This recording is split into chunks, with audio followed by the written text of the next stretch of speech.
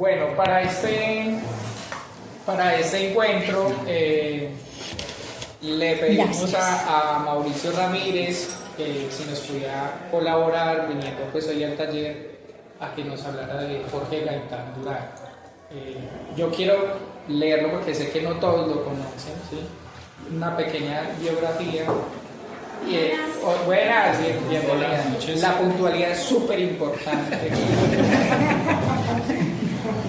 Bueno, Mauricio Ramírez Gómez es pereirano, comunicador social y periodista de la Universidad de Antioquia, magíster en literatura de la Universidad Tecnológica de Pereira, poeta, ensayista, crítico literario también, es compilador y de este libro que es hermoso, que edita la Casa Silva, que se llama Un solo incendio por la noche, que por cierto, por primera vez en muchísimos años, por fin se pudo conseguir acá en su ciudad, ¿sí?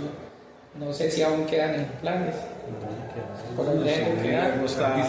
Bueno, aquí bueno, para quien de pronto esté interesado, al final del taller o en otro momento, pues se pueden acceder a él, que es una obra crítica, literaria y periodística recuperada de Jorge Gaitán Durán, publicada por la Casa Silva de Bogotá en el año 2004.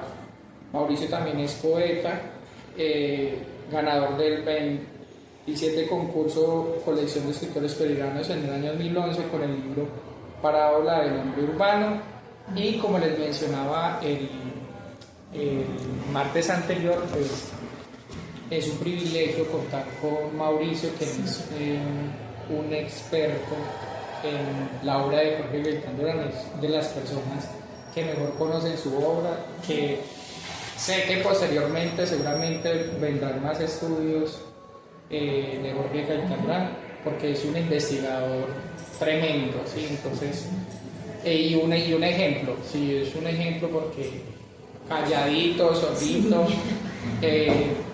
hace, ¿sí? Sin estar en la academia, ¿cierto? Que debería estar, ya lo hemos hablado. Entonces, un honor, un privilegio, Mauricio, muchísimas gracias por estar acá. ¿Quién es Jorge Gaitán Durán? Eso no lo voy a decir yo, acá tenemos a Mauricio, bienvenidos. El vino, la agüita, es un cariño que hace el Colombo, Gustavo, seguramente, entonces, bien pueda. A ella no me leen mucho porque ella después de la segunda copa empieza a abrazarlo a uno. Mentira, no, bienvenidos.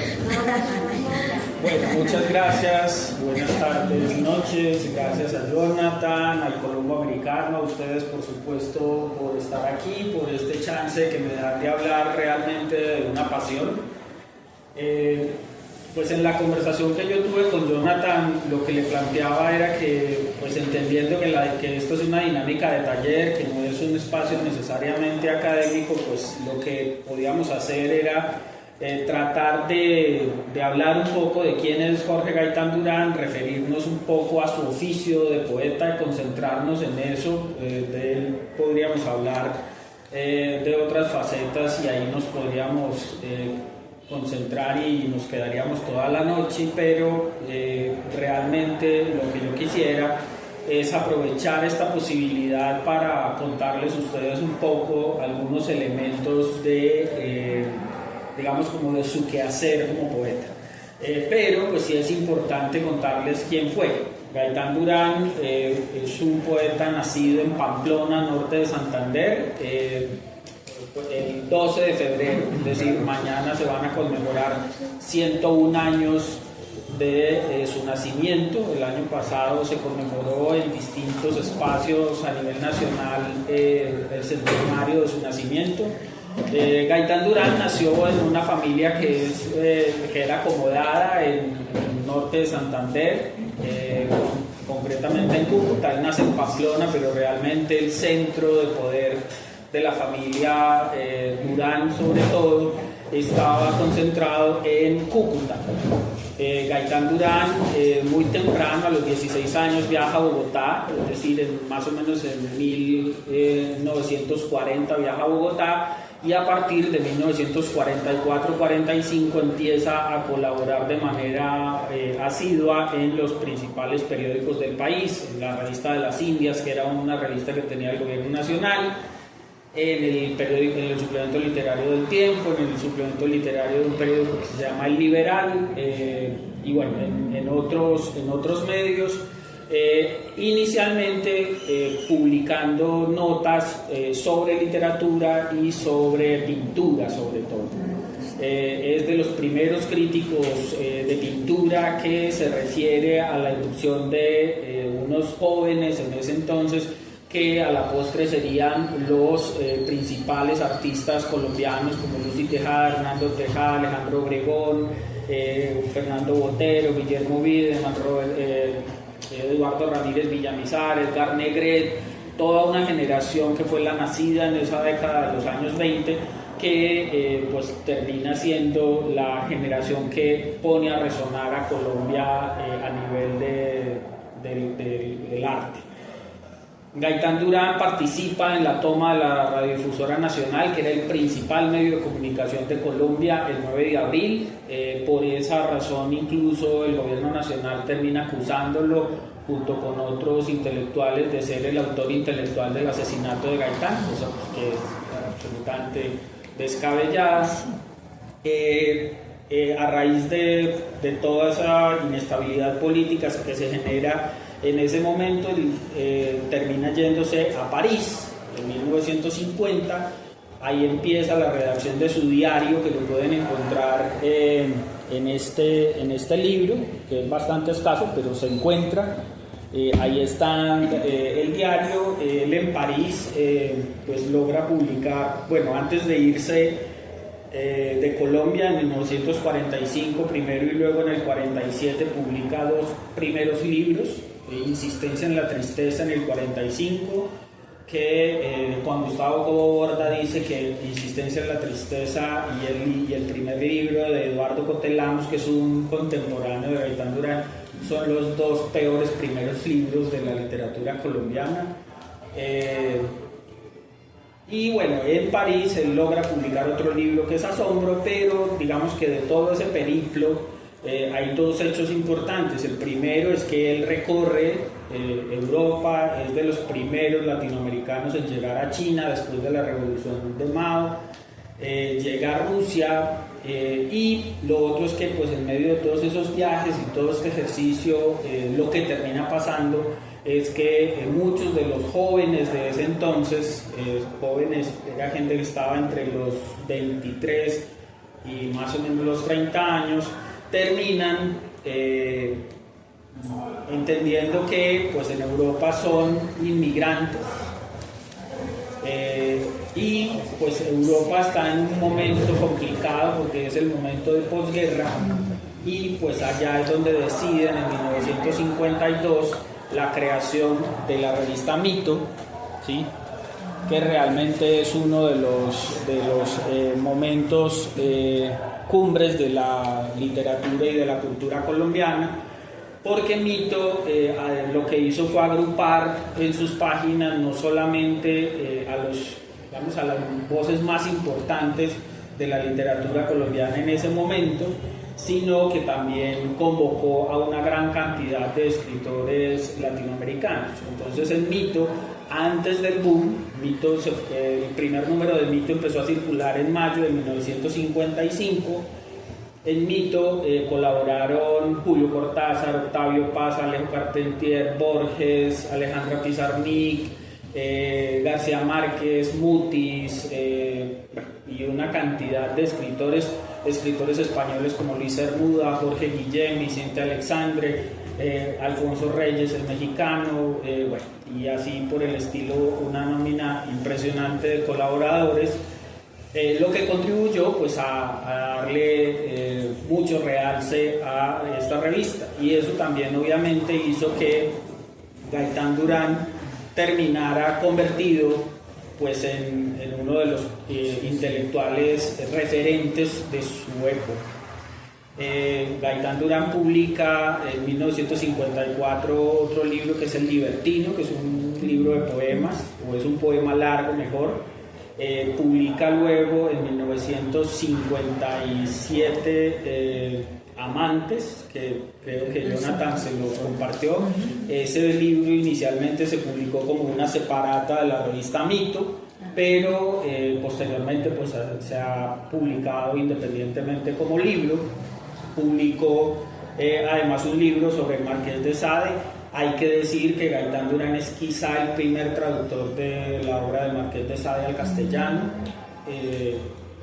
Él publica un libro que se llama Sade, el libertino y la revolución, acompañado de unas traducciones que él hizo precisamente. Y luego publica un libro que es más político, que se llama La Revolución Invisible, en 1959. Es un libro donde básicamente hace un análisis de la situación de Colombia, que a pesar del tiempo que ha pasado, pues uno lo lee y encuentra algunas reflexiones muy lúcidas. Publicó también un libreto para ópera que se llama Los Zampones, y cierra, digamos, su carrera literaria publicando un libro que se llama Si Mañana Despierto, que también se lo compartió Jonathan. Gaitán Durán falleció en un accidente de aviación que tal vez fue como el segundo o tercer accidente más grande de la historia de la aviación. Fallecieron 113 personas, era un avión que venía desde París con 113 personas, como les digo, y ese avión se estrelló en la isla de Guadalupe, en el Mar Caribe, y pues Gaitán Durán dejó de existir a los 38 años. A grandes rasgos, esa es la vida de Jorge Gaitán Durán. Y bueno, yo quisiera, como les decía, concentrarme un poco en hablarles de su poesía. Este es un retrato que hizo Lucy Tejada para la edición de Si Mañana Despierto. Hay tres premisas que Gaitán Durán siempre tuvo. Uno es que el escritor no es un elegido ni está al margen de la historia. Es decir, nosotros hemos pensado siempre que el escritor es un elegido, que los dioses lo están llamando y que su desgracia no es otra cosa sino la confirmación de ese llamado y de esa misión que el escritor tiene que cumplir. Gaitán Durán no era precisamente un convencido de esto. Lo que decía era que el escritor, digamos, se tenía que hacer, era una vocación que se tenía que cultivar y que precisamente no podía marginarse de la historia. El escritor no está al margen de la historia, de lo que le pasa, de su realidad inmediata y de la realidad del mundo que lo rodea. El otro es que el escritor debe procurar porque su obra sea coherente con su pensamiento y su acción. Quizá para mí ese es el rasgo más importante. Gaitán Durán siempre hizo mucho énfasis en eso, en que la obra, incluso esa es una discusión muy fuerte que se ha dado a nivel de la literatura, y es que por un lado va la obra y por el otro lado va la persona. Y hay mucha gente que dice que no importa si fulanito dio o hizo una obra grandiosa en cualquier arte, no importa si la hizo, si dejó esa obra, no importa si es un asesino, si es esto. Gaitán Durán lo que decía es, bueno, listo, si usted va a ser un asesino, pues entonces lo que debe haber es una coherencia total en una obra. De hecho, en Francia hubo un escritor que era Jean Genet, que era ladrón, y era escritor, y de alguna manera, en medio de todo ese ejercicio de provocación, lo que establece es la afirmación de eso como una línea de conducta, con la que uno puede estar, por supuesto, de acuerdo o no, pero cuando una persona lleva su experiencia al límite y decide asumir su línea de vida y llevarla al límite, incluso desde el punto de vista de lo creativo, pues finalmente está siendo coherente desde su obra y desde su vida. Eso era un poco lo que Gaitán Durán reclamaba, porque no es necesariamente comportarse bien, ¿cierto? No quiere decir con esto que pues uno esté haciendo apología de un mal comportamiento. Lo que quiero decir es que finalmente lo que hay que entender es que el ejercicio de vivir y el ejercicio de crear casi que se vuelven unas experiencias totales e indivisibles. Y otra premisa es que toda tentativa de transformación, digamos toda revolución, comienza por poner en tela de juicio el lenguaje, entendiendo que nuestra realidad está atravesada por el lenguaje. Como dicen, el lenguaje crea mundo, y que si queremos cambiar el mundo, el propio o en general nuestro propio contexto, pues tenemos que empezar por tratar de poner en cuestión el lenguaje, y ese es como el punto de partida también de su creación poética. Hay unos elementos también dentro del quehacer de Gaitán Durán como poeta, y es importante señalarlo. Uno, pues claro, él tuvo una muy buena educación, pero también tuvo la suerte de estar en medio de unas sociabilidades, como llaman ahora. Sociabilidades es básicamente tener la posibilidad de encontrar espacios como este, encontrar círculos de conversación, otros espacios donde los escritores o los creadores en general se puedan relacionar. Y esa fue una de las ventajas que tuvo Gaitán Durán a su llegada a Bogotá. Esta foto que ustedes ven acá es una foto de la tertulia famosa del café automático en Bogotá. Aquí está León de Grey, hay algunos escritores. Este era el café automático desde fuera. Y bueno, lo que quería señalar acá, este es un párrafo de Fernando Charri Lara, que es contemporáneo de Gaitán Durán.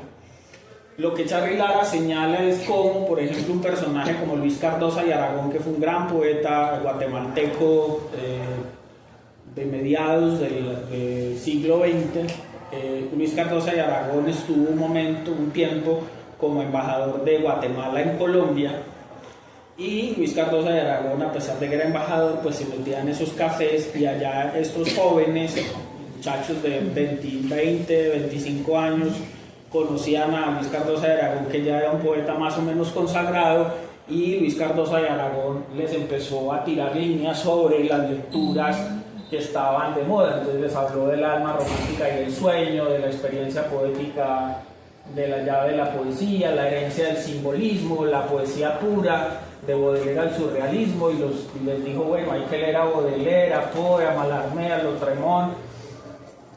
Y esto es muy importante porque hay que entender un poco también cuál era el contexto en el que estaba Colombia en ese momento. Colombia llevaba más o menos 40 años dominada en el panorama literario por la figura de Guillermo Valencia, pues que es la propuesta del modernismo, digamos, posterior a Silva. Y Valencia pues era defensor de una poesía que lo que buscaba era la belleza del lenguaje, ¿cierto? Entonces Valencia no era un tipo que estuviera muy preocupado por la realidad o por dejar filtrar la realidad en su obra poética, sino que era que ese es un poco el postulado del modernismo, la grandilocuencia del lenguaje y un poco el goce estético que genera el lenguaje. Y esta generación, la anterior a la generación de Mito, que es la generación de Gaitán Durán, que es la generación de Piedra y Cielo, y un poco ya la generación de Mito, lo que hacen es empezar a plantarle como pelea digamos, como a esa hegemonía que había en relación con la figura de Guillermo Valencia y toda la gente que lo seguía, ¿cierto? Que esto es importante dentro del quehacer, porque, y esa es una primera invitación, realmente yo lo que quiero es como hacer esto como una provocación para que después conversemos, y es que lo que en últimas hay que pensar es en qué es lo que se está haciendo en términos de la poesía. Hoy, por ejemplo, nosotros tenemos esa responsabilidad, si queremos escribir, es preguntarnos primero qué es lo que se está haciendo, no por un afán de imitación, sino por saber dónde nos vamos a situar o cómo nos vamos a situar frente a eso que se está escribiendo hoy, no solamente en prosa o en poesía, sino en teatro y en la narrativa, etcétera, ¿cierto? Porque porque también mucho de este ejercicio literario, como ya lo decía también hace un momento, lo que termina es encubriendo una realidad.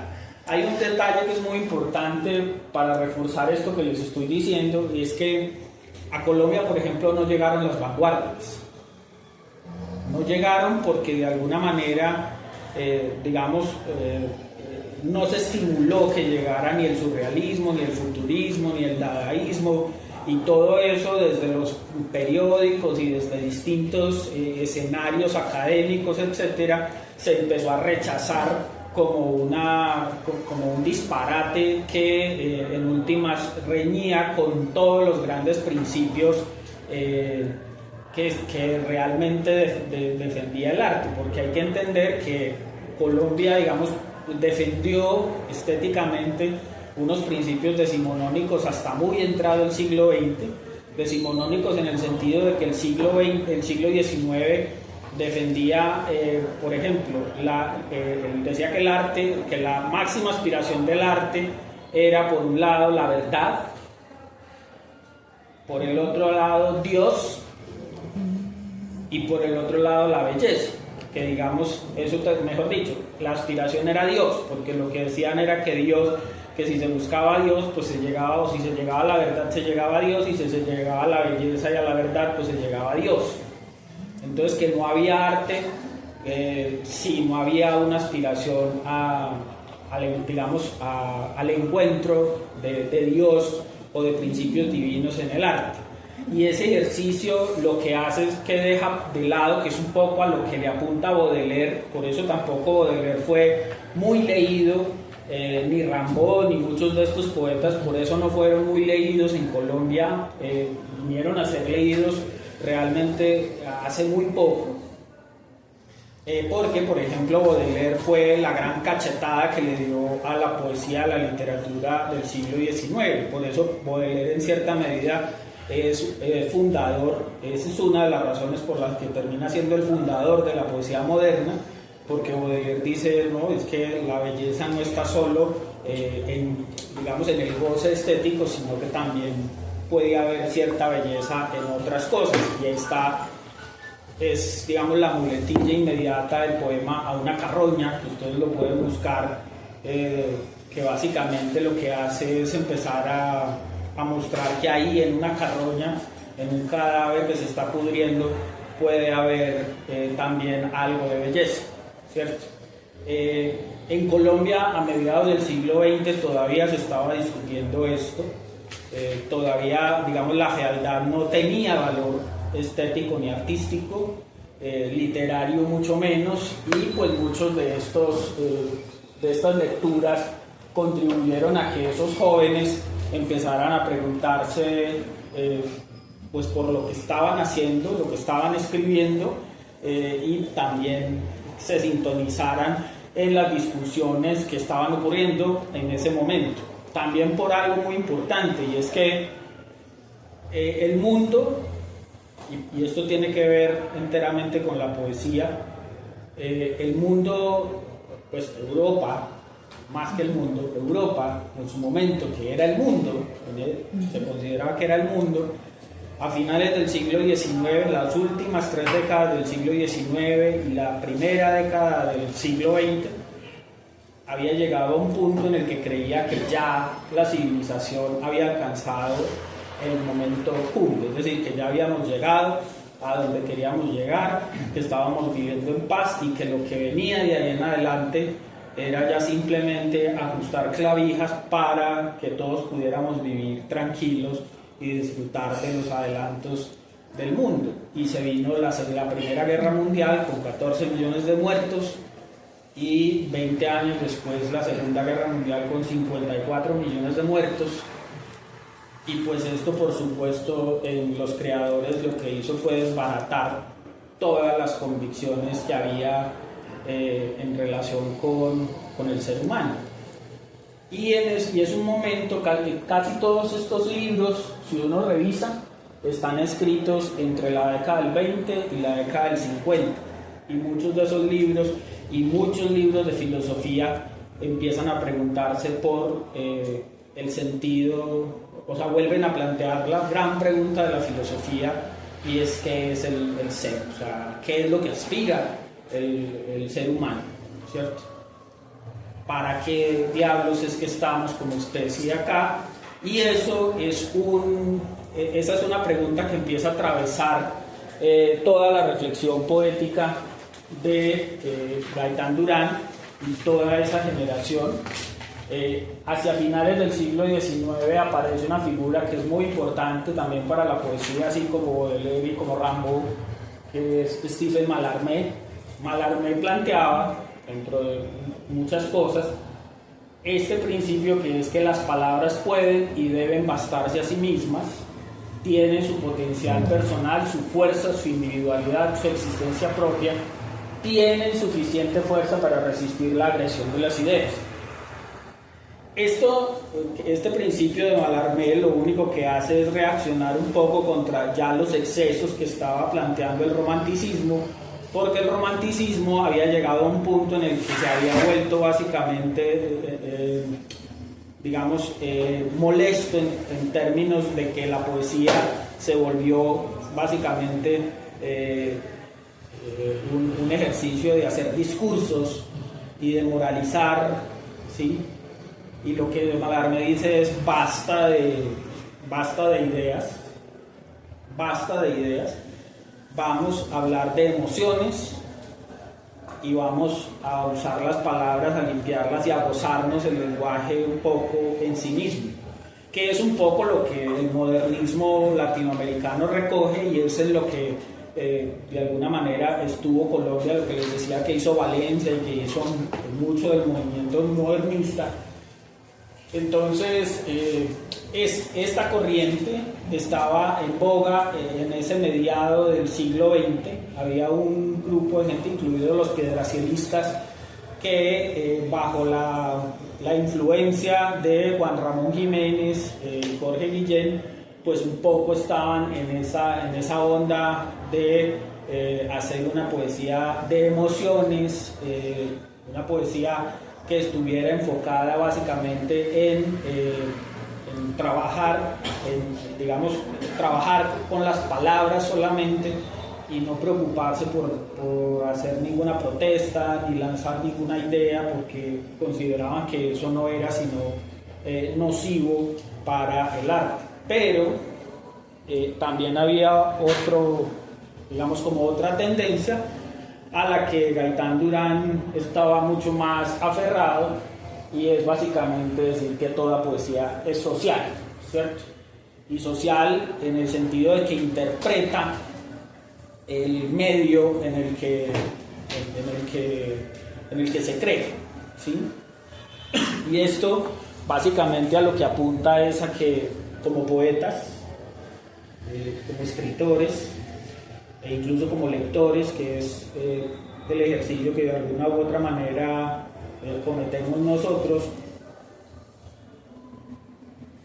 pues tenemos que entender que estamos aquí y que estamos el 11 de febrero de 2025, y que es 11 de febrero de 2025 en todo el mundo, con este tierrero que está armado en Colombia, en Latinoamérica, en el continente, en Europa y en general en el mundo, y que no podemos abstraernos a eso. Es decir, bueno, sí podemos meter la cabeza, pero realmente la gran pregunta es hasta dónde queremos que lo que escribimos se abstraiga o no de esa realidad, que no quiere decir que una cosa esté bien y otra cosa esté mal. Eso tiene que ver un poco con la reflexión que cada uno desde su fuero interno haga a la hora de escribir, ¿cierto? Que ese es como el elemento fundamental.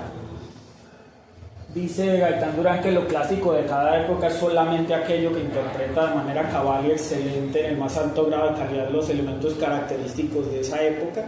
Esa era una idea. De alguna manera, pues un poco lo que uno puede entender es que las grandes obras, lo que hoy consideramos clásicos, pues sí nos dan una idea de cómo vivían y cómo pensaban los hombres, no solamente el autor, sino los habitantes de la época en la que esa obra fue creada. y esa es un poco como la reflexión a la que Gaitán Durán quería llevarnos. Esto pues también evidentemente lleva al planteamiento y a la disputa sobre las generaciones.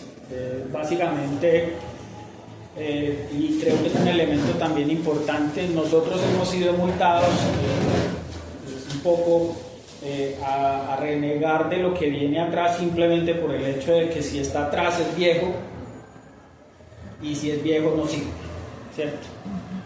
Y realmente la invitación que hizo esta generación de Mito y que se materializó en esta revista fue como que lo que había que hacer era entablar un diálogo con la época, con todas las épocas, con la propia, es decir, que había que relacionarse con la gente que es contemporánea a uno y que está compartiendo los mismos principios, pero que también había que tratar de sintonizarse con digamos, lo que fuera rescatable de alguna manera desde el punto de vista propio del pasado, ¿cierto?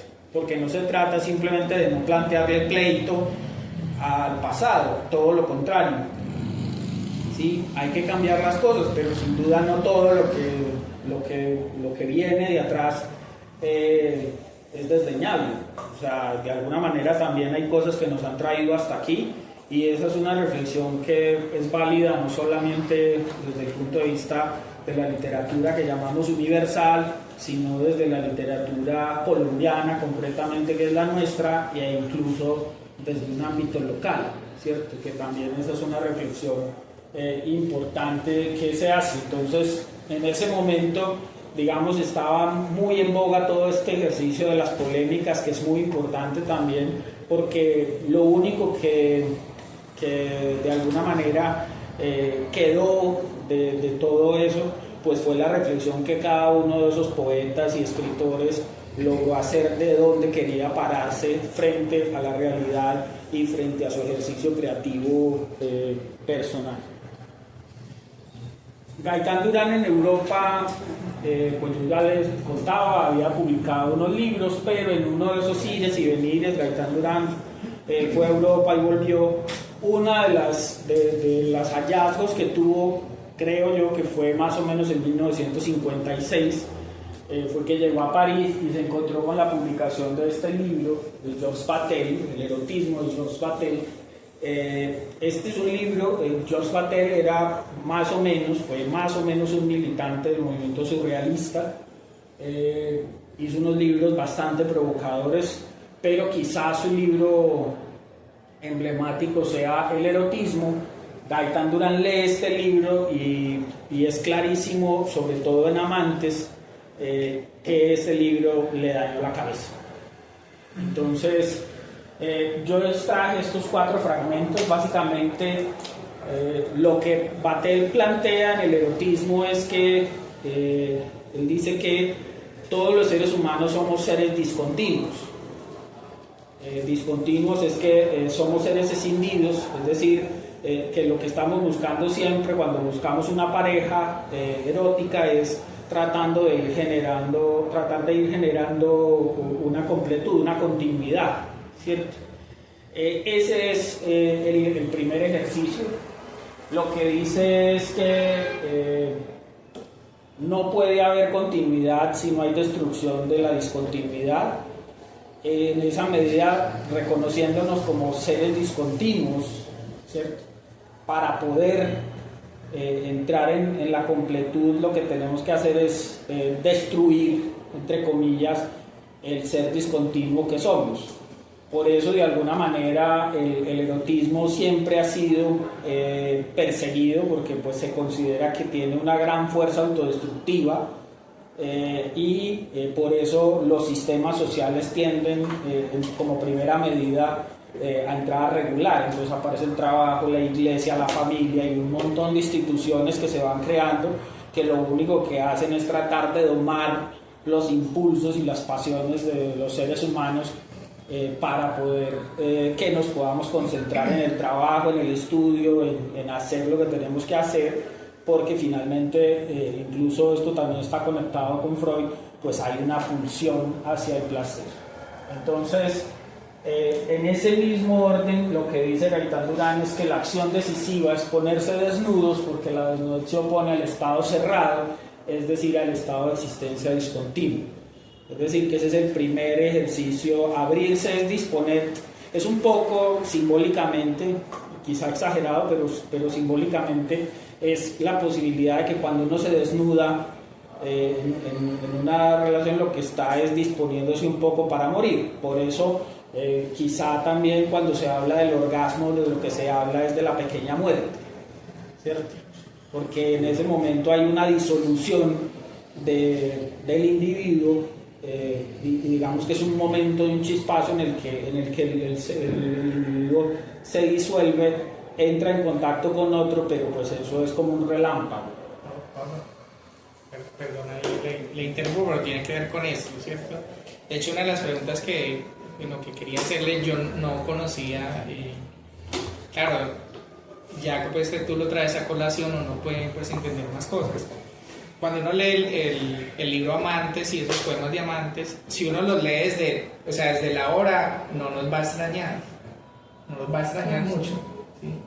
Pero si uno se sitúa en el momento en que Jorge Gaitán lo escribió, es ciertamente osado en el sentido de que carga de sentido del amante de otro sentido, no la carga negativa del que engaña, sino el amante del que ama, y el cuerpo, ¿cierto? Y él se sitúa mucho en nombrar, en decir el cuerpo, en esa relación con el cuerpo, a lo que los poetas de ese entonces eran muy esquivos por tener una tendencia muy conservadora. Entonces, bueno, una de las preguntas era que quién había, si usted había rastreado, influido en Gaitán Durán, que es el libro que les compartí, que es muy bueno, o sea, claro, entonces uno ahí ya entiende el porqué, ¿cierto? Amantes está escrito a la luz de la lectura de este libro, pero lo que dice Jonathan es clave además, porque hasta ese momento, o sea, es lo que dice Jonathan, usted lee hoy Amantes y entonces empieza a encontrar un montón de términos que son muy, pues, ¿cuál es el problema? El cuerpo, la desnudez, bueno, incluso él bota ideas complicadas. A ver si lo logro pillar aquí rapidito. Versos que a mí, por ejemplo, me han parecido sorprendentes. No, espérense, aquí lo tengo. Hay un verso, por ejemplo, que es tremendo.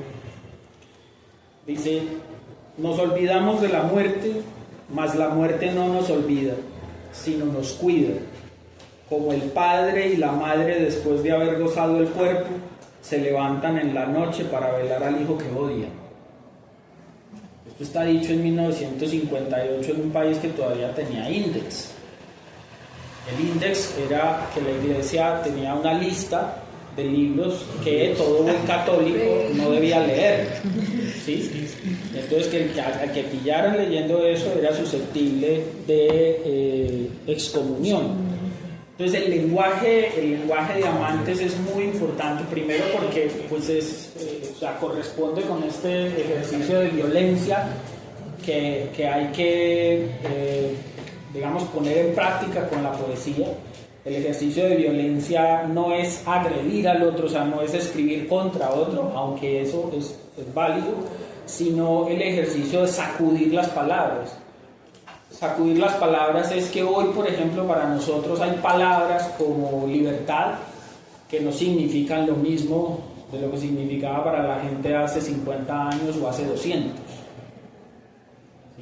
Democracia es una palabra que hoy no significa para nosotros lo mismo que podía significar hace 20, 30 o 100 años. O sea, hace 300 años, de hecho, democracia y libertad eran palabras bastante sospechosas y subversivas. Hoy son palabras que están cada vez poco en desuso. Entonces las palabras también se gastan. Y nosotros como escritores trabajamos con las palabras, no con las ideas. Pues bueno, las ideas se hacen con palabras, pero básicamente lo que tenemos que entrar a preguntarnos, y ese es un ejercicio, es una reflexión que suscita esta lectura de Gaitán Durán, es hasta dónde las palabras están diciendo lo que nosotros queremos decir y hasta dónde eso que estamos diciendo no está cubriendo lo que nosotros somos también. ¿sí? Porque lo primero es, digamos, es descubrirnos nosotros mismos, ¿sí? Hacer una reflexión de nosotros mismos con un ejercicio de construcción a través del lenguaje para poder entender cuáles son las posibilidades creativas que tiene ese ejercicio. Y finalmente, precisamente lo que dice Vatel es que la poesía conduce al mismo punto de partida que cada forma del erotismo, a la indistinción, a la confusión de los objetos distintos. Nos conduce a la eternidad, nos conduce a la muerte y por la muerte a la continuidad.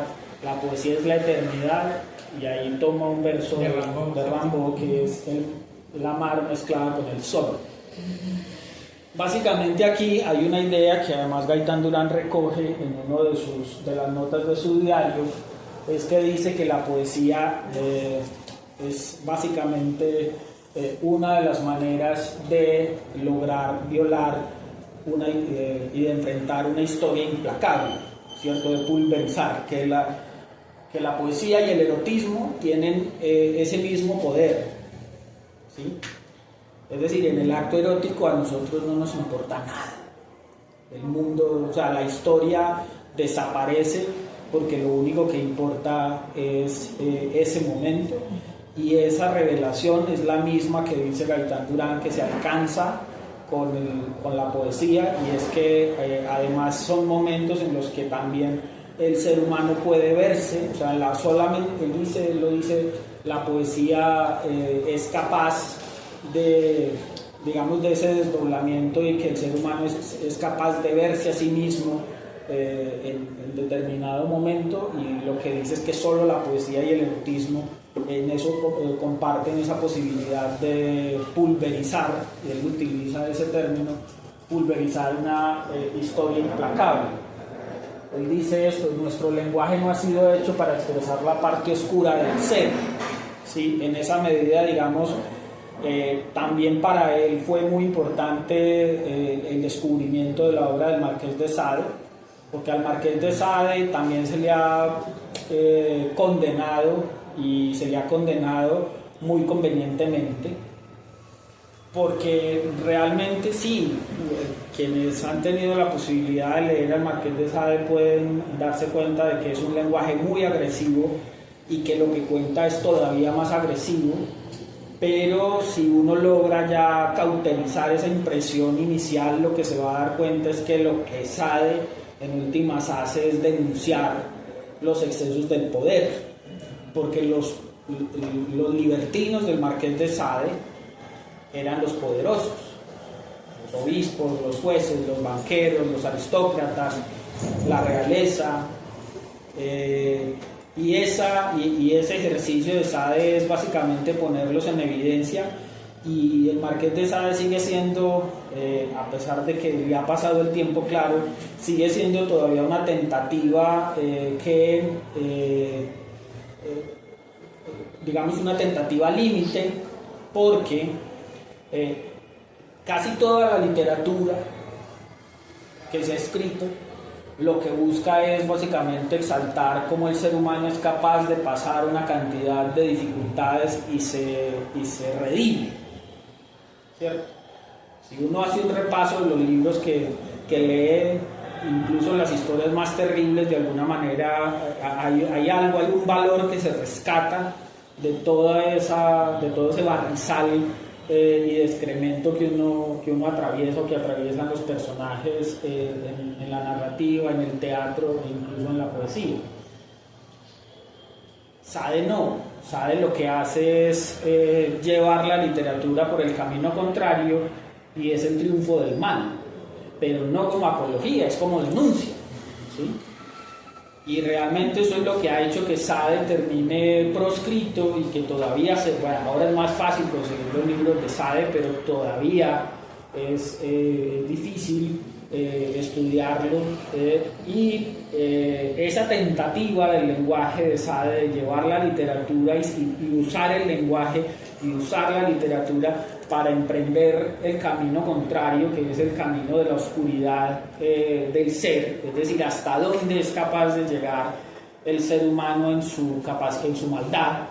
Gaitán Durán, en el libro sobre Sade, tiene una reflexión muy interesante. Él dice que le parece hipócrita, esto lo decía en 1960, él decía resulta hipócrita que sabe este proscrito porque uno de sus personajes, una libertina, un personaje que él tiene, concibe el envenenamiento de la fuente de agua de la que toman 300.000 personas. Entonces la escena completa es que esta mujer decide que quiere solazarse en el poder, en su poder. Nadie la va a tocar porque ella está arriba en la pirámide, y va y se lleva toda su corte, y lo que hace es que envenena el pozo de agua de la que toma agua un pueblo, y ahí en medio de ese acto ellos terminan teniendo una orgía y celebrando esta posibilidad que tienen de envenenar 300.000 personas que viven en un pueblo. Y entonces es un horror, Sade es un horror, ¿cómo se le ocurre decir eso? Pero él decía, pero los Estados Unidos sueltan una bomba atómica que mata en 30 segundos a 300.000 personas, y esto es la defensa de la libertad, ¿cierto? Entonces, ¿qué es lo que hay que proscribir? ¿Sí? O sea, un señor que se le ocurrió decir eso en la literatura y que lo está denunciando, o esto otro que termina siendo, pues que termina materializado.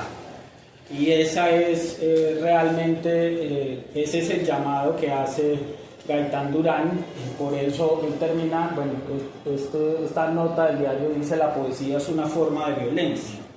Y una forma de violencia no es una forma de agresión contra el otro, sino que realmente o sea, toda gran tentativa literaria, para no hablar de gran obra, sino toda gran tentativa literaria está atravesada por la violencia del lenguaje. Porque si usted de alguna manera viola el lenguaje, es decir, arrincona el lenguaje y lo estrangula y le dice, bueno, usted va a decir lo que, o sea, hasta dónde me está ocultando, ¿sí? Hasta dónde me está sirviendo para decir lo que yo quiero decir y que es lo esencial. Ese es el verdadero ejercicio que un escritor tiene que hacer, es decir, ser capaz de sacarle el mayor provecho y hacer el mayor oficio de reflexión sobre el lenguaje, porque en últimas ahí está, con la reflexión sobre el lenguaje estamos haciendo una reflexión sobre nosotros mismos, y de paso estamos haciendo una reflexión sobre la época, ¿sí?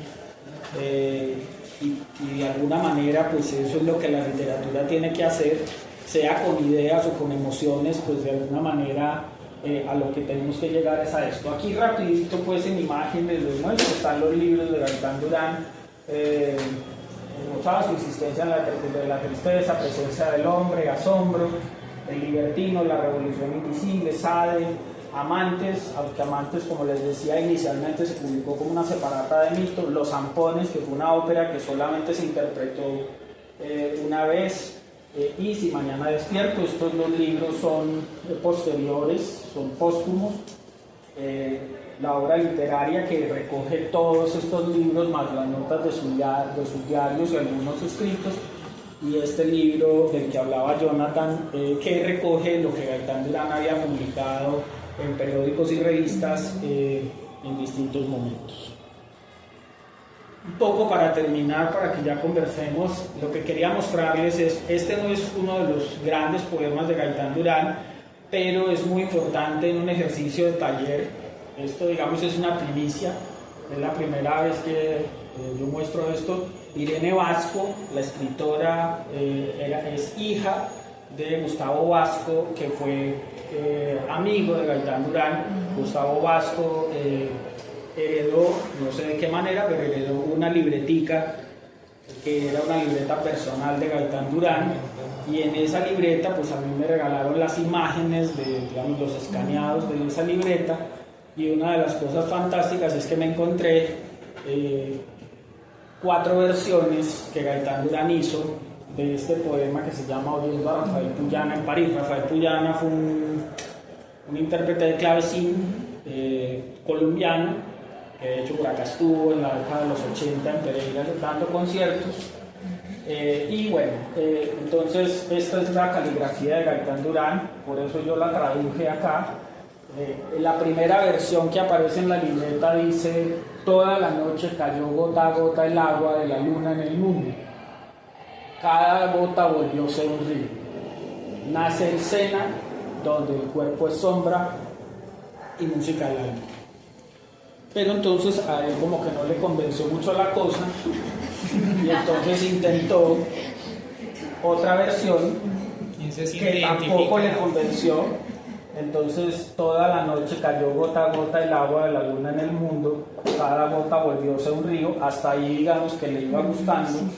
Fluye el Sena donde el cuerpo es sigilo, ¿sí? Ahí cambió la palabra, es sombra por sigilo, y música al alma, ¿cierto? Pero le seguía sonando raro y entonces hizo esta otra versión que también terminó tachando, que es: toda la noche cayó gota a gota el agua de la luna en el mundo, cada gota volvióse un río, fluye el Sena donde el alma tiene rostro y mira con música, ¿cierto? Lo que lo tenía enredado era el final. ¿Sí? Hace esta cuarta versión que también termina tachada: toda la noche cayó gota a gota el agua de la luna en el mundo, cada gota volvióse un río. El Ibiza, no lo alcancé a descifrar, donde el alma tiene rostro y mira con música, ¿cierto? Y finalmente pues el poema termina publicándose en este libro como un poema suelto y queda así: toda la noche cayó gota a gota el agua de la luna en el mundo, cada gota volvióse un río, fluye el Sena donde el alma tiene rostro y mira con música.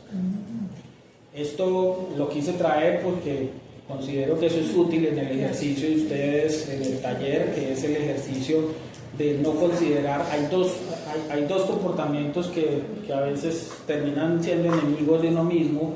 Uno es creer que el poema, en este caso, queda terminado cuando se escribe, y realmente ahí es cuando empieza el sufrimiento. Por eso Paul Valéry creo que es el que decía que un libro no se publica, que cuando un libro se publica no se termina, sino que se abandona. O sea, que es un momento de cortar y quitarse ese libro de encima.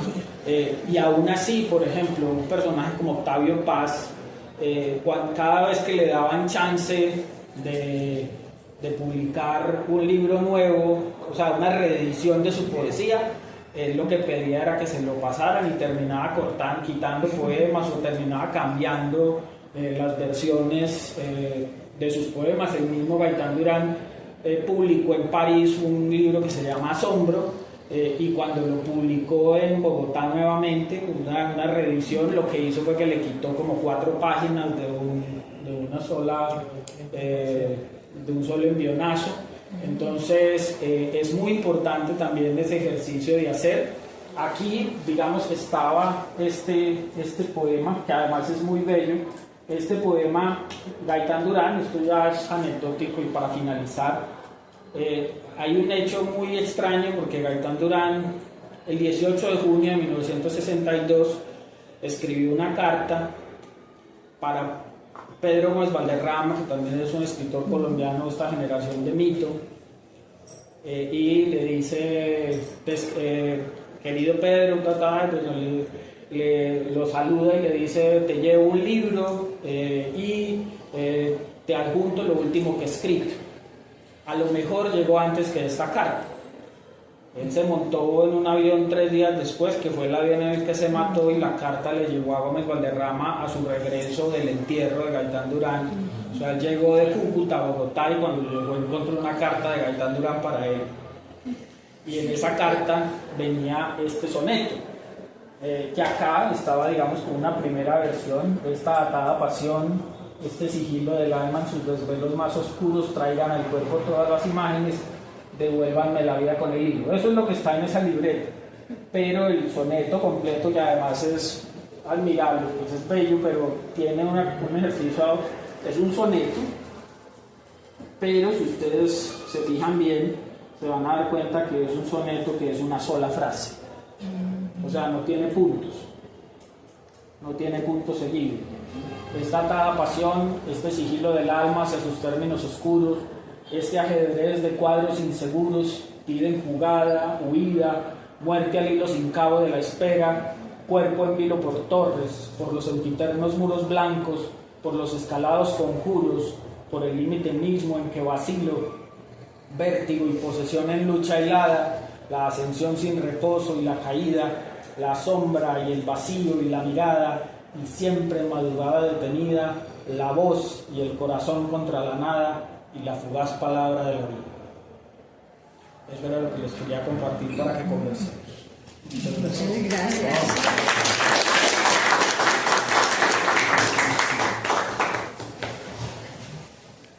No sé si tiene alguna pregunta o algo para compartir. Mauro, sí. Bueno, ojalá tengan apuntes, no me dejen hablando sobre... No, yo sí tengo, pues, bueno, y aprovechando pues que está acá, Mauro, muchas gracias. Yo creo decir, nos puedes contar un poco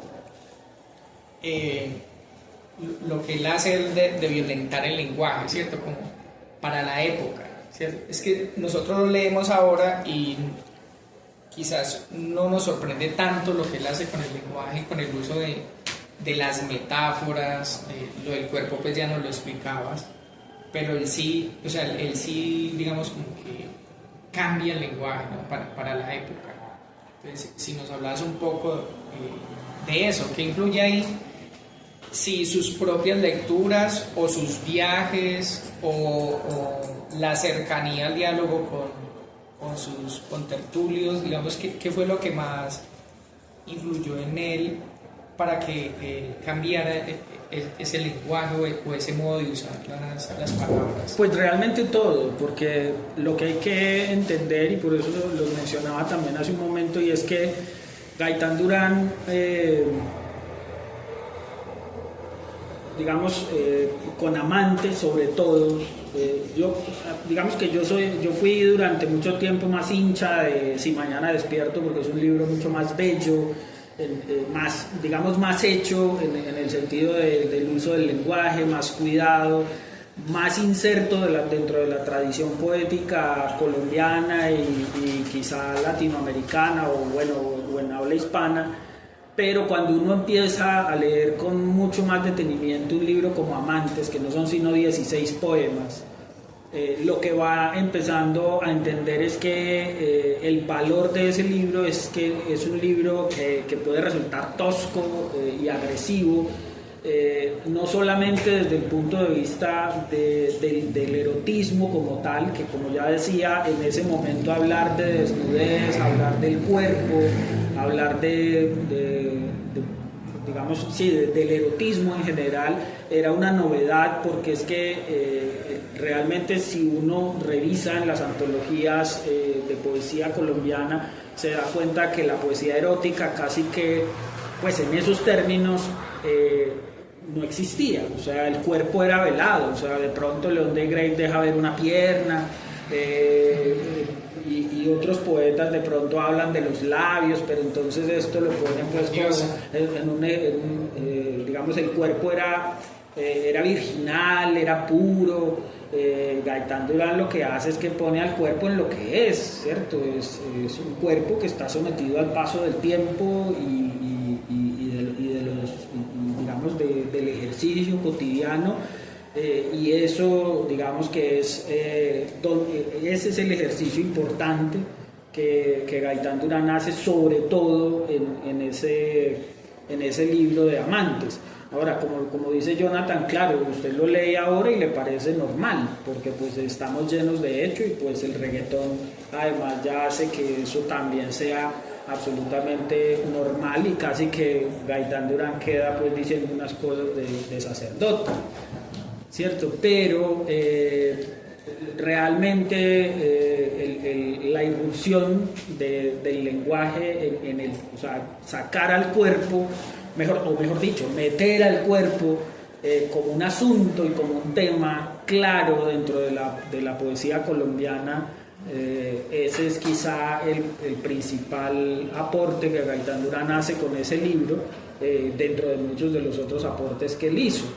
En Si Mañana Despierto, digamos, hay una idea que es un poco más filosófica, que es el ejercicio de la muerte. Dice, por ejemplo, en Si Mañana Despierto, sé que estoy vivo en este bello día acostado contigo, y pues básicamente es la inminencia de la muerte, ¿sí? A Gaitán Durán se le ha acusado, bueno, hay algunos críticos que han dicho que Gaitán Durán es un poeta de la muerte, y eso es más falso, porque no es un poeta de la muerte porque la mencione, es que lo que él dice es que todos tenemos que tener la conciencia de que nos vamos a morir para ocuparnos de vivir, ¿sí? Entonces esa conciencia de que cada momento que vivimos es un momento que le estamos hurtando a la muerte, como él lo dice por ahí en un poema, pues básicamente también significa que hay que vivir con una intensidad, con una gran intensidad, y eso supone no solamente vivir intensamente en términos del placer, sino en términos de lo que significa habitar un mundo, ¿cierto? Ser social, ¿cierto? Y eso es lo fundamental, y quizás ahí donde está el ejercicio propiamente de la metáfora. Ahorita, por ejemplo, que Juan Gabriel Vázquez acaba de publicar su última novela sobre Felisa Burstyn, la escultora, ahí Gaitán Durán aparece un buen tramo de esa novela como personaje, porque Felisa Burstyn fue pareja de Gaitán Durán durante mucho tiempo. Cuando él murió eran pareja, y pues ahí un poco Juan Gabriel Vázquez también deja entrever la importancia de Gaitán Durán, y quizá también todo este ejercicio de las sociabilidades de las que pregunta Jonathan, o sea, era también la posibilidad de juntarse con otra gente que estaba ansiosa también de romper con este estado de cosas que imperaba en la cultura y en la vida colombiana. Hay un episodio pues que es casi imposible no nombrarlo, en la revista Mito, creo que fue como en la número 15 más o menos, una revista que se publicó en el año 58, si no estoy mal. Ellos tenían una sección que se llamaba Testimonios y Documentos, y entonces una vez publicaron una indagatoria de un juez, Guillermo Salamanca Alba,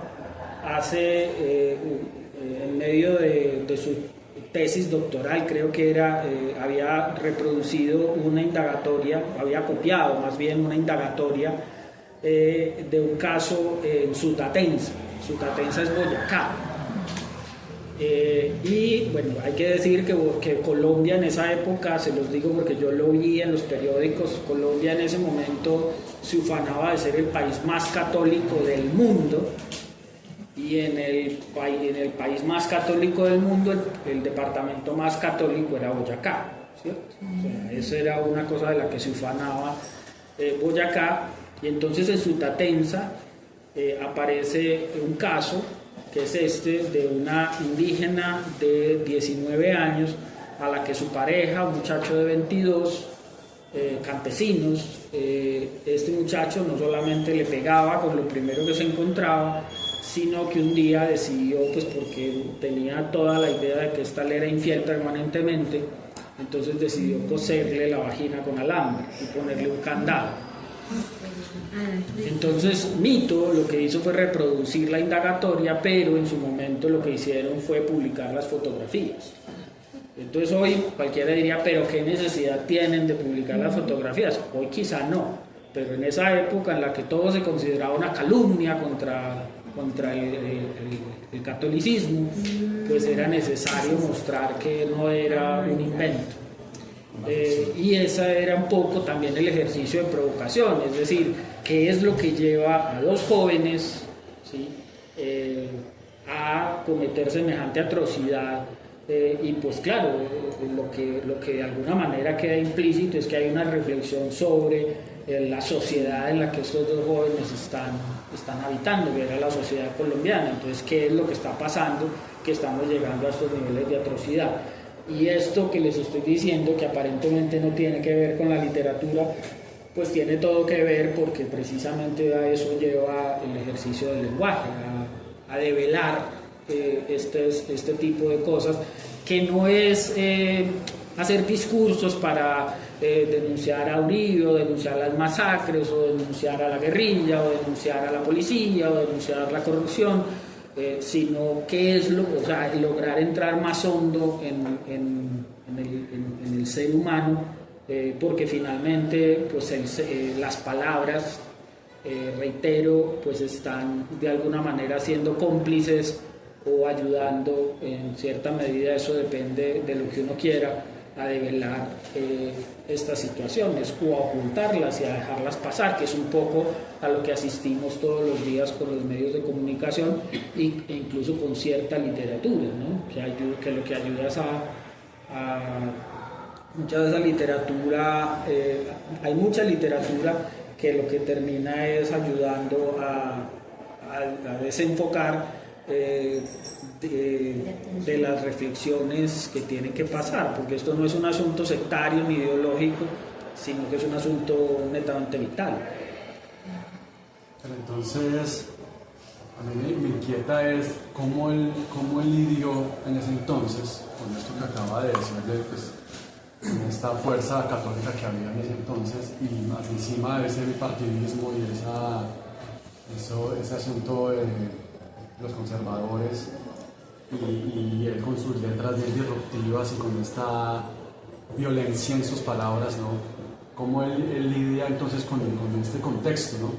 Porque me imagino que lo atacaron, tuvo que haber tenido hasta amenazas, no lo sé, porque pues si las hay ahora, me imagino en ese entonces tuvo que haber sido más complejo ese asunto. Sí, pues precisamente hubo momentos en los que él, por ejemplo, decidió irse en el 59, que fue cuando fue una de las fugas que tuvo de Colombia, que se fue, pues hay que decirlo, era millonario y tenía esa ventaja que se podía ir cuando quería, no le tocaba aguantarse esto, entonces decidió irse en el 59 a raíz de la publicación de su libro La Revolución Invisible, porque ahí no dejó títere con cabeza, y entonces los comunistas le decían reaccionario y los reaccionarios le decían comunista, y básicamente pues lo apurrearon. Pues él tuvo que lidiar con eso. Lo que pasa es que la ventaja que él tenía, como lo dice, que eso es lo que estoy tratando de encontrar, es una nota en la que él dice: no pueden aniquilarme, leo lo que quiero, escribo lo que quiero, no pueden impedirme que piense. Y claro, él se podía ufanar de eso. Quizás nosotros no, ¿sí? Ahora, eso no es hay escenarios donde eso podría ser un motivo simplemente para decir, no, pues así cualquiera, pero también, y no es para agradecerlo, o sea, porque Gaitán Durán nunca se planteó como un héroe, ni yo pretendo plantearlo así, no es un asunto de heroísmo, sino simplemente de toma de conciencia. Y una de las cosas extrañas quizá es que Gaitán Durán se rebeló contra su clase, ¿sí? De hecho, en Cúcuta no es que lo quieran mucho, o sea, en Cúcuta pues se tuvieron que aguantar el centenario y hacen cosas, pues porque es un norte santanderiano ilustre que pertenece a una de las familias importantes y además es uno de los escritores importantes y que cambió la cultura colombiana, pero allá les cuesta mucho trabajo, hasta el punto de que recuerdo que cuando se conmemoraron 50 años de la muerte en el 2012, La Opinión, que es el periódico oficial de Cúcuta, publicó una nota muy cortica, pero en lugar de publicar la foto de Gaitán Durán, publicaron la foto de Cote. ¿Sí? Pues que de alguna manera eso hace pensar en lo que le pasaba a García Lorca cuando hacía sus giras por España, que los periódicos lo recibían y los periódicos de la derecha generalmente incurrían en un error de imprenta. Y entonces está con nosotros el poeta Federico García Lorca, ¿sí? Porque tenía fama de homosexual. y era una manera también de vituperarlo y bueno, esas fueron las cosas a las que él se enfrentó. No, Gaitán Durán no es un héroe, pero sí es un escritor que de alguna manera es una conciencia de su tiempo en Colombia. Quizá hay mejores poetas que Gaitán Durán, sin duda, Mutis, por ejemplo, quizá el mismo Cote, Charly Lara, que eran otros de esos poetas de esa generación, a la generación que también pertenece a García Márquez y demás. Pero si ustedes leen a estos personajes, todos terminan concluyendo que difícilmente ellos alcanzaron el nivel de conciencia y de riesgo que asumió Gaitán Durán, que es eso, también es, y esa es una de las palabras favoritas de él, es el riesgo, y eso en el ejercicio de la escritura, por ejemplo, es muy importante. Porque es que el ejercicio de la escritura a veces nosotros también lo terminamos concibiendo como un ejercicio estético. Hay que escribir bonito, y entonces, o simplemente ser intrépidos, entonces leemos y miramos a ver quién se sonríe para saber si le gustó o no le gustó, y si se sonríe a alguien, entonces uno dice, bueno, o si alguien se molesta.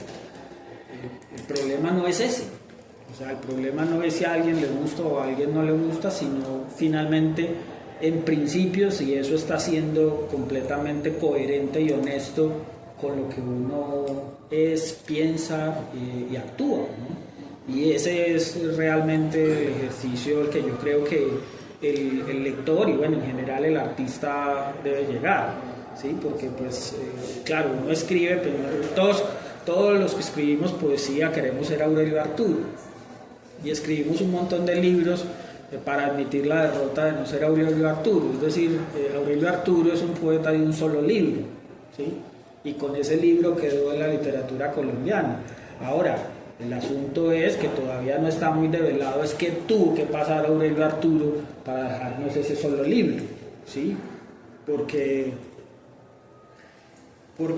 la biografía de Aurelio Arturo no está escrita y poco sabemos de su ejercicio creativo.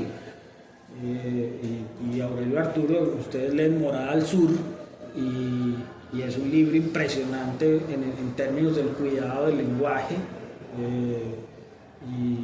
y de lo esencial y del acercamiento que hay digamos de lo poético,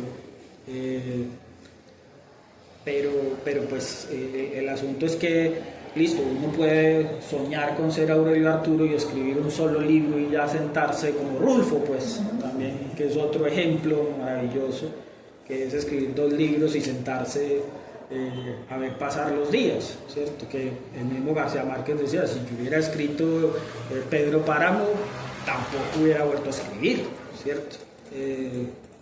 Porque es lograr también una cosa esencial, no es estético y no es un asunto de fama, no es el reconocimiento, es lograr la plenitud de una obra que sea coherente con lo que uno quiere decir. Bueno, muchas gracias por eso último que acaba de mencionar, bueno, y por todo, porque de hecho una de las cosas que conversamos acá es que, o sea, inicialmente no preocuparse por la forma, ¿cierto? Yo les he dicho, no importa si lo escriben en verso o en prosa inicialmente, sino que busquen dentro de ustedes, porque así lo hace uno. Uno luego ya quizás empieza a pensar en eso estético. De hecho, ahora lo hablábamos allí con mi compañero, que nos tomábamos un café. Y ya luego llegará el momento en el que se rompe. Inicialmente, claro, en mi caso, usted seguramente también lo vio y todos, bueno, Mariana, que me ha publicado, Lady, uno leía a los poetas de cabecera y uno lo que escribía era muy similar, ¿cierto?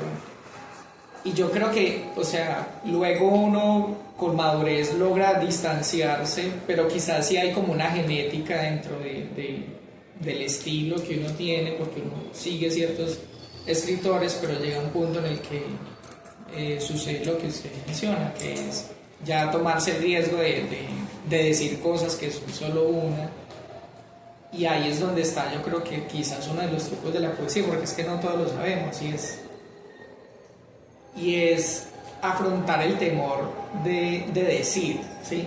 Cuando yo creo que para escribir poesía uno tiene que ir muy al fondo de uno mismo y desnudarse, ¿sí? Desnudarse en todos los sentidos, sea para expresar algo bello o positivo, o sea para expresar algo triste o algo erótico.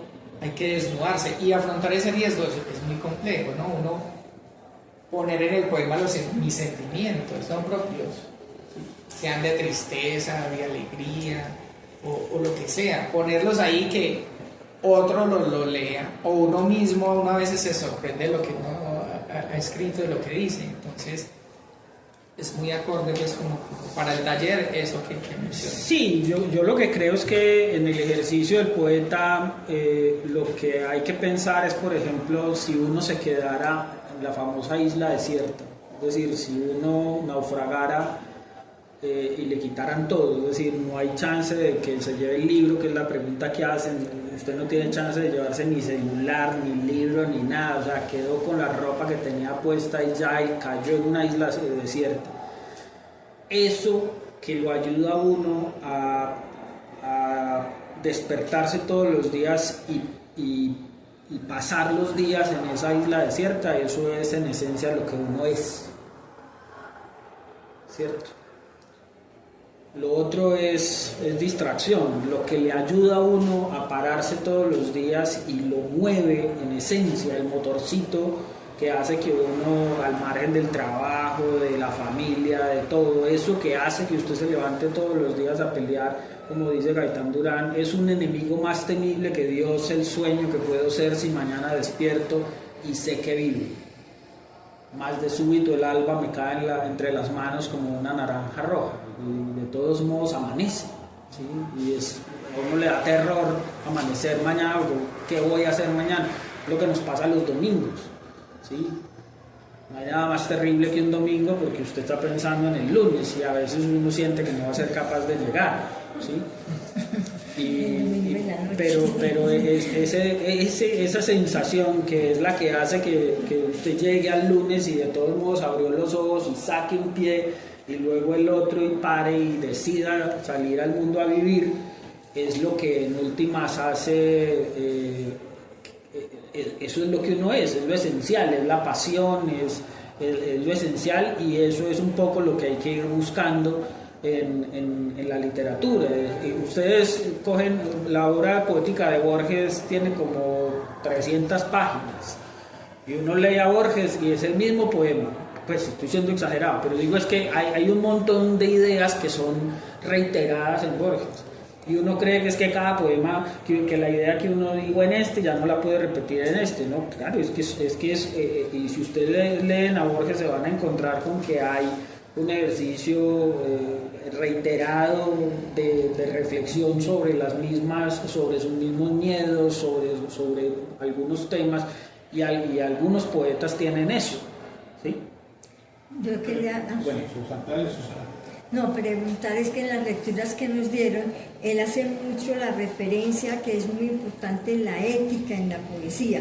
Yo quería saber él exactamente a qué se refería en eso. Pues más que en la poesía es un poco de lo que les hablaba ahora, y es que Gaitán Durán lo que decía era que, él decía por ejemplo que no se puede ser un buen escritor, un buen profesor universitario, si eso no se corresponde, mejor dicho, si lo que uno escribe, lo que hace y lo que dice no se corresponde, ¿cierto?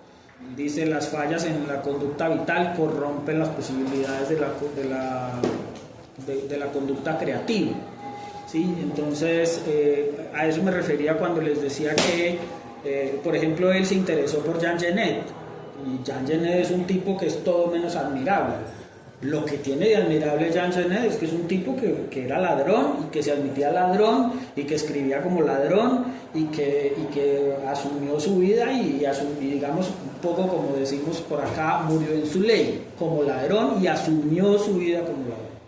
Entonces ser capaces, tener la valentía de asumir una línea de conducta y llevarla hasta el extremo, pues eso también, eso tiene un valor, no quiere decir que sea loable, vuelvo y lo repito, no quiere decir que sea loable, pero un poco es eso, es decir, es asumir una conducta, porque el problema, y claro, eso es muy difícil, porque digamos, quienes somos asalariados sabemos que muchas veces nos toca claudicar, aunque sea momentáneamente, en ciertos principios, ¿cierto?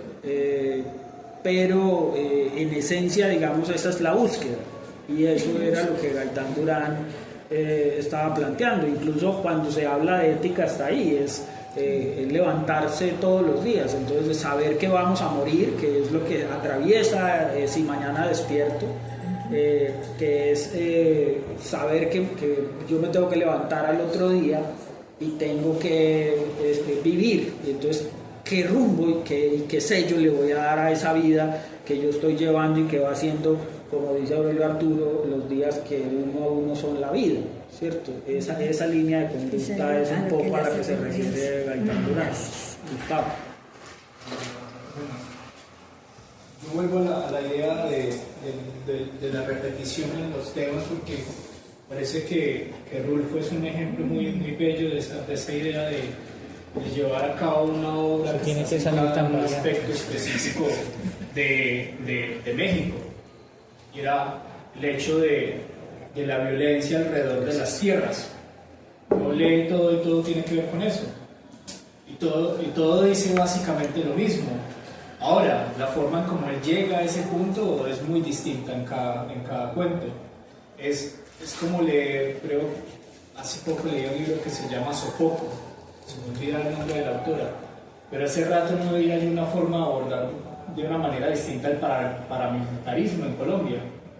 Era desde otros puntos de vista, y yo, bueno, todavía se pueden decir cosas muy interesantes cuando la perspectiva cambia, cuando uno reflexiona sobre el hecho, cuando uno ha leído de pronto sobre el hecho y dice, bueno, pues yo lo puedo contar de otra forma, puedo tener otro enfoque, puede que no sea lo principal, pero está ahí martillando esa idea, y uno se va a encontrar eso.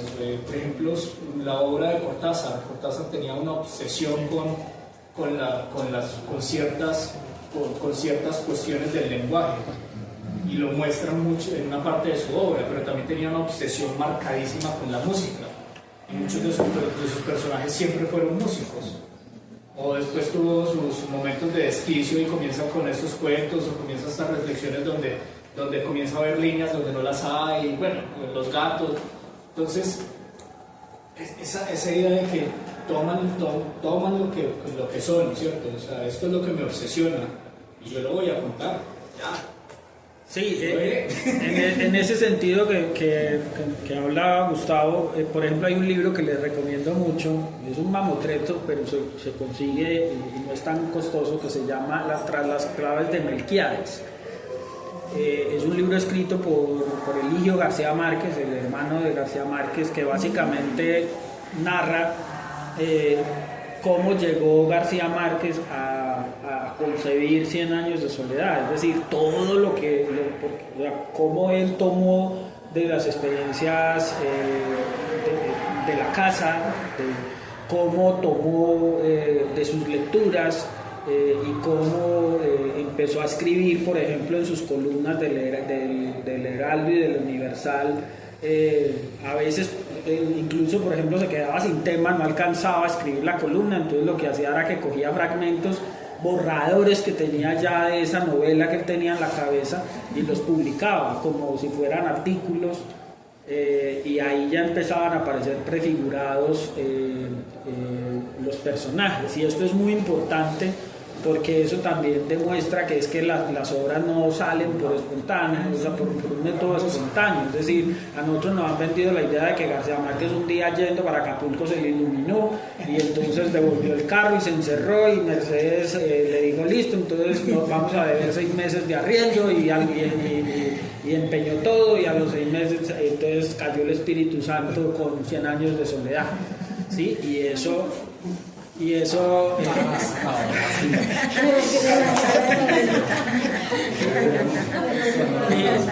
realmente ese no es el ejercicio es de castigar el lenguaje. Ahora, en términos de la poesía, por ejemplo, hay algo que es clave, y es que la poesía, a diferencia de la prosa, y mismo García Márquez lo dice en alguna entrevista, tiene la prosa tiene una ventaja, y es que, como dice García Márquez, es un asunto de no dejar despertar al lector, es decir, se trata de hipnotizarlo y llevarlo, mantener el ritmo del lenguaje y no dejarlo despertar. Entonces, en esa medida, la prosa, la narrativa permite que usted a veces se exceda un poco en el lenguaje para mantener la música, pero esos excesos en el lenguaje, en la poesía, son fatales, y ahí es donde están los adjetivos.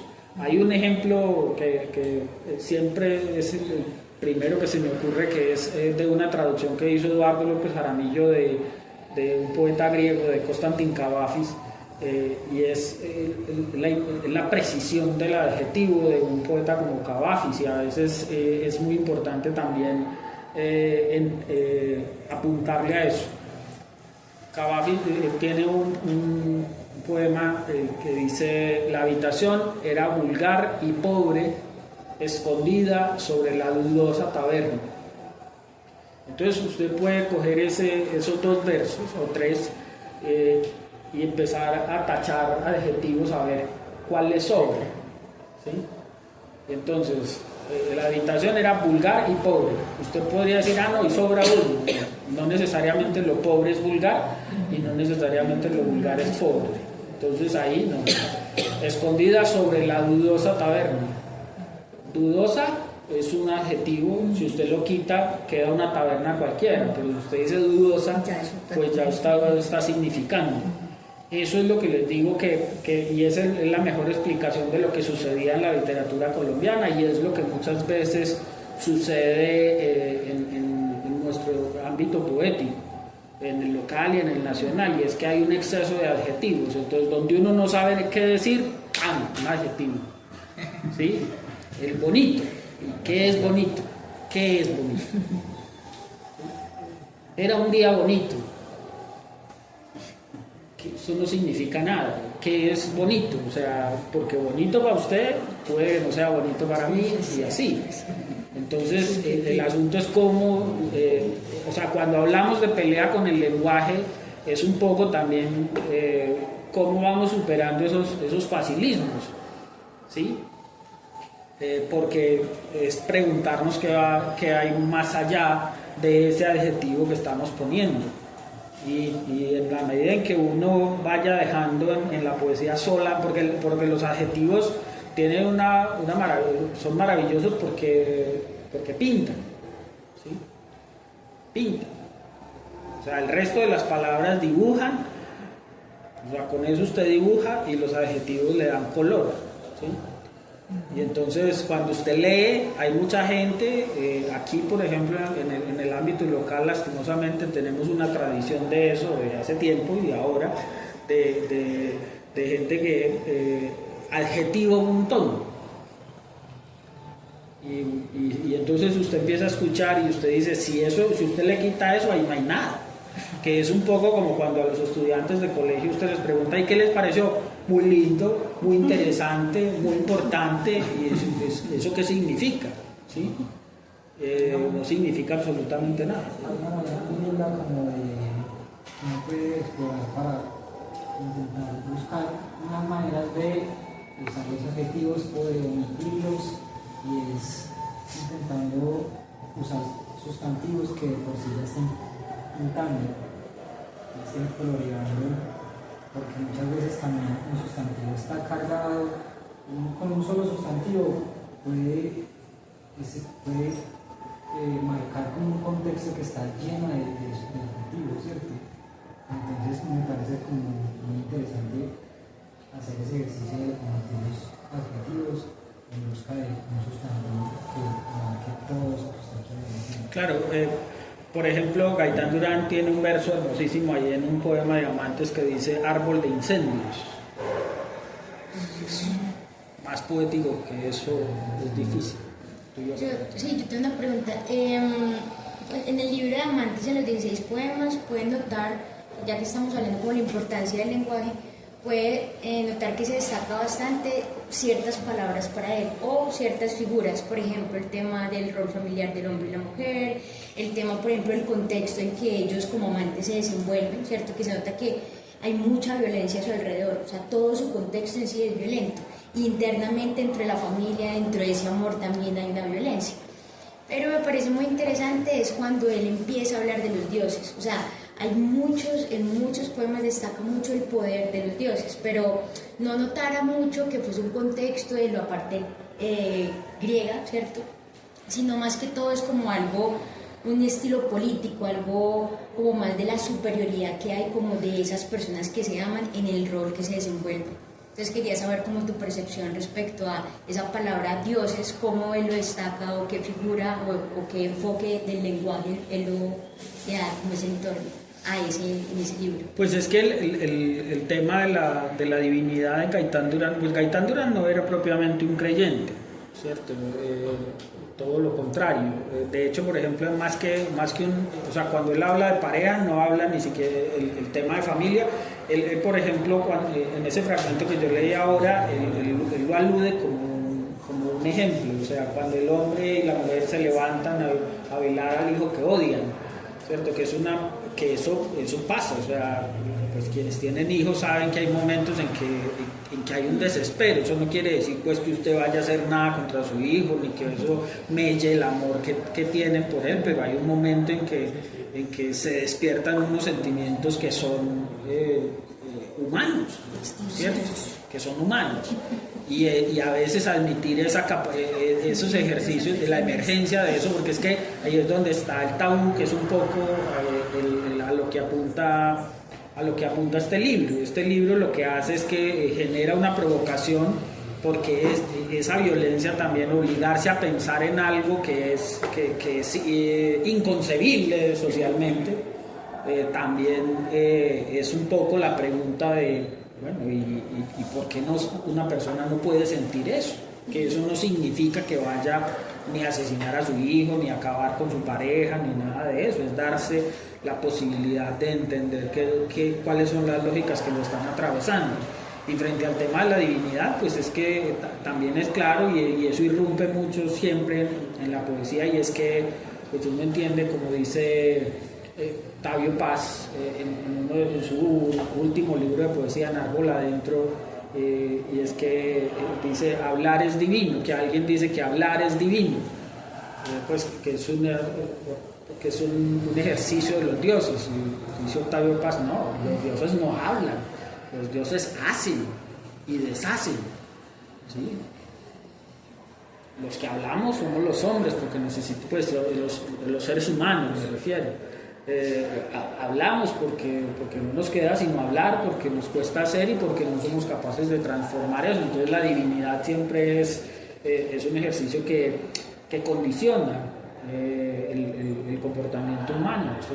O sea, la divinidad siempre es una aspiración, además, porque es la inmortalidad, pero pues digamos también puede ser un yugo, ¿sí? Ese digamos que es más o menos como una reflexión ahí en ese sentido. A mí me cuestiona mucho esa idea del buen poeta o el mal poeta, porque cuando uno habla del lenguaje, pues el lenguaje siempre está en esa línea del objetivo y lo subjetivo, y es una línea que es muy difícil de demarcar. Entonces, lo que hablaban ahorita de los adjetivos y lo que tiene significado, pues el significado a veces también es muy subjetivo.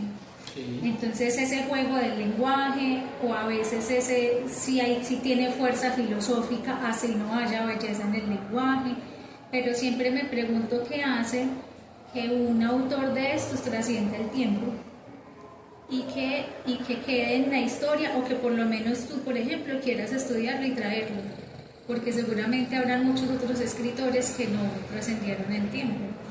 Entonces esa es mi cuestión. Entro siempre como incluso en una cuestión casi ontológica, como qué es bueno en realidad y qué es malo, o simplemente es una respuesta a una tendencia en ese momento de la época. Yo creo que el asunto no es bueno o malo, o sea, eso es una facilidad que uno tiene para decir, es un asunto que le permite a uno ejercer una selección. yo lo que creo es que hay una reflexión más allá, pues es mi opinión, y es lo auténtico. O sea, lo auténtico es lo que hace que uno lea eso y entienda que eso no lo había visto.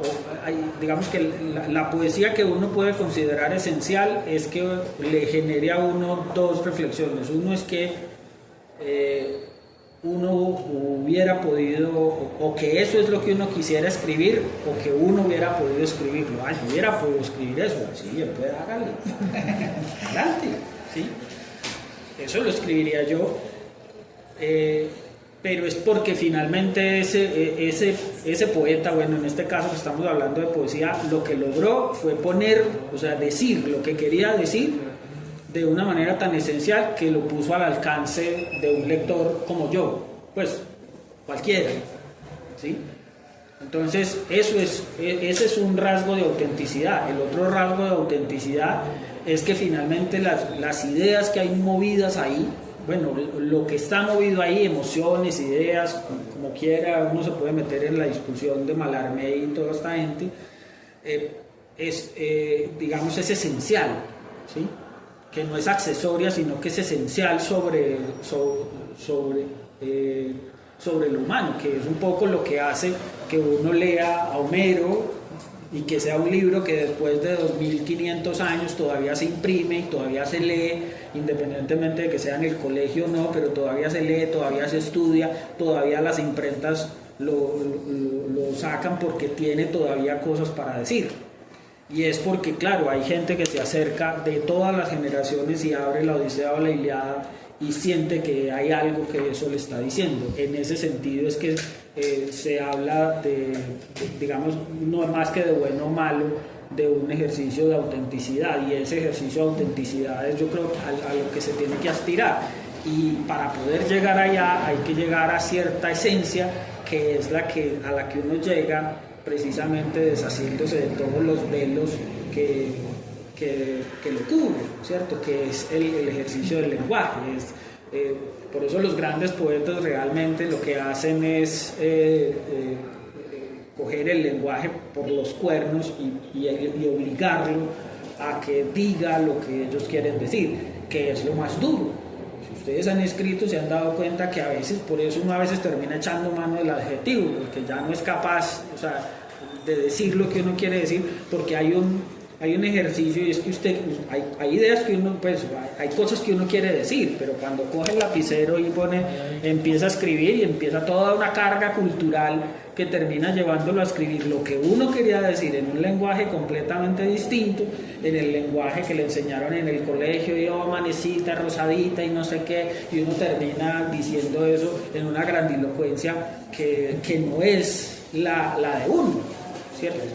Ese no es la esencia de uno, y los poetas, digamos, que un poco han trascendido, las obras literarias que han trascendido es precisamente porque esos escritores, mal o bien, se han acercado a ese ejercicio esencial de que el lenguaje diga lo que ellos quieren que diga, y ahí es donde está la autenticidad, porque es la búsqueda de uno.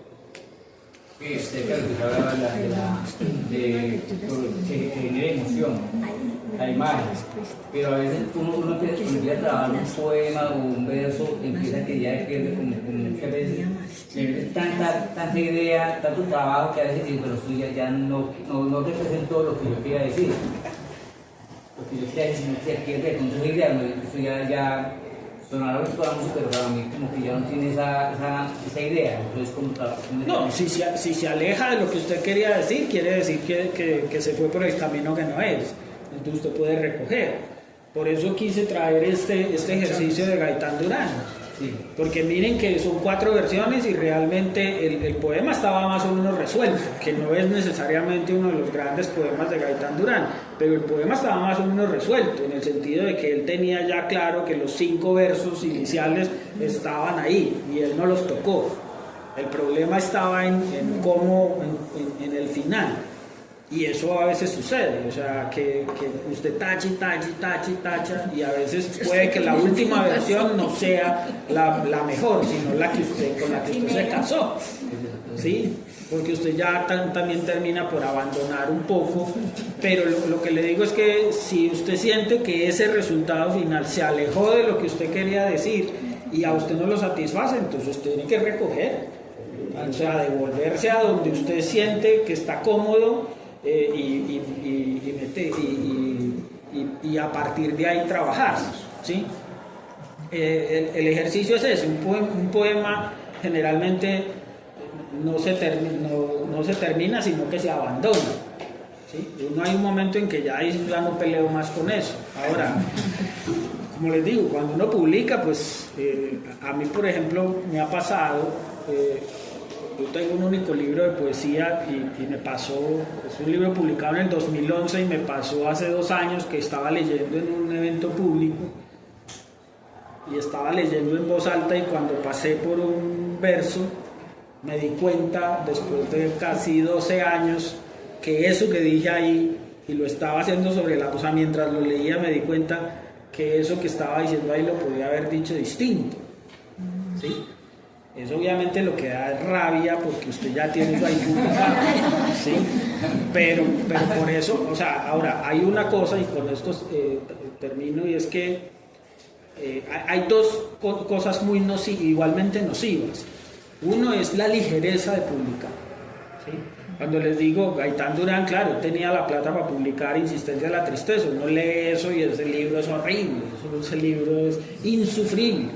¿Por qué? Pues porque era escrito por un muchacho de 21 años que se lanzó a escribir un libro de poemas influido por el primer Neruda, que no es el gran Neruda, y por otros escritores, y pues no necesariamente las influencias son malas, pero lo que digo es que pues obviamente ahí faltaba mucho trecho de reflexión y cometió la ligereza de publicar ese libro pronto.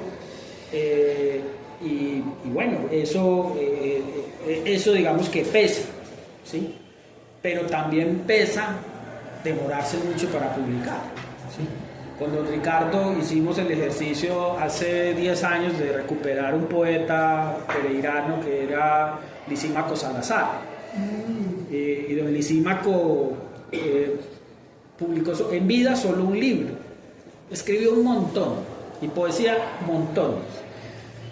Publicó un solo libro que fue Senderos, y Senderos tiene una particularidad, y es que él se demoró 17 años en publicarlo, ¿sí? Por circunstancias de la vida. Y yo en lo personal creo que si él hubiera publicado ese libro, o sea, si él hubiera logrado que ese libro se publicara en 1947, 48, que fue cuando se autorizó la publicación del libro, otra historia más larga,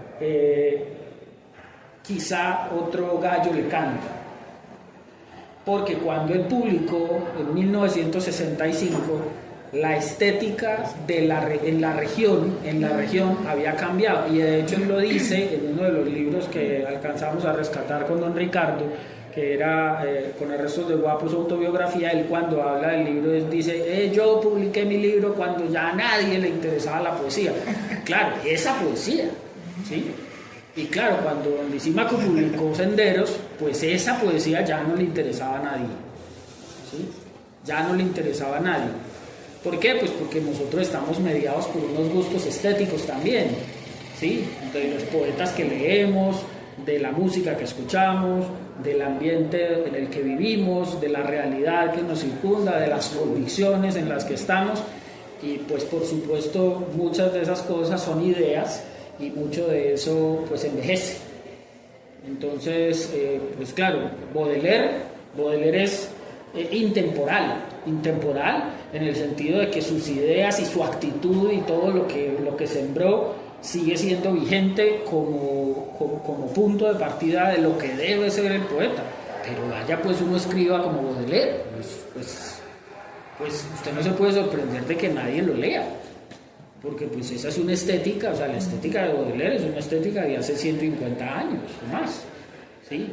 O vaya escriba como Homero, pues uno puede, O sea, puede, que parte de la experiencia poética precisamente está en que uno decida, que es que yo voy a escribir como el siglo XIX, listo, lo escriba como el siglo XIX, pero no se sorprenda porque no va a encontrar lectores, porque la estética del siglo XIX pues ya no es la estética del siglo XXI, ¿sí? Entonces ese digamos que es como un ejercicio que también vale la pena y digamos que es la invitación que un escritor como Gaitán Durán hace pues para asumir la literatura. Mauricio, muchísimas gracias. De manera personal pues aprecio mucho que esté acá hablándonos de este poeta que es tan importante y que espero que lo lean o lo sigan leyendo. Magnífico escucharlo, ¿cierto? Sí. Muchísimas gracias, lo hace de muy buena manera. ¿Sí? Entonces se lo agradezco muchísimo. Muchas gracias por estar acá. A todos ustedes también, a Gustavo por el cariño y las atenciones que siempre nos tienen. Muchas gracias. El ejercicio de enumeremos las piedras queda para dentro de 8 días. Si tienen que tachar, no importa, ya acá ya no quiero hablar.